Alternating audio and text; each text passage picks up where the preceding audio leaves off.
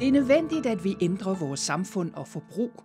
Vores energi, materialer og hverdagsprodukter kommer i dag overvejende fra olie og gas, og det skal vi have faset ud af vores hverdag. Vi når langt ved at sætte flere vindmøller og solceller op, men grøn strøm alene løser ikke engang halvdelen af vores samlede energibehov i fremtiden. Også vores materialer og produkter skal i fremtiden komme fra mere bæredygtige kilder, og vi skal blive bedre til at undgå spild.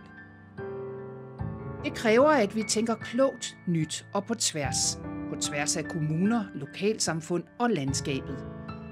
Vi skal gøre det muligt at flytte strøm, vand, varme, brint og kulstof fleksibelt mellem forbrugere, byer, lufthavne og industri. Og vi skal blive bedre til at tænke i synergi og sammenhænge. Alle kan ikke alt alene, men sammen når vi langt. Vi har et afgørende forspring i trekantområdet, så lad os sætte tempo på udviklingen i fællesskab.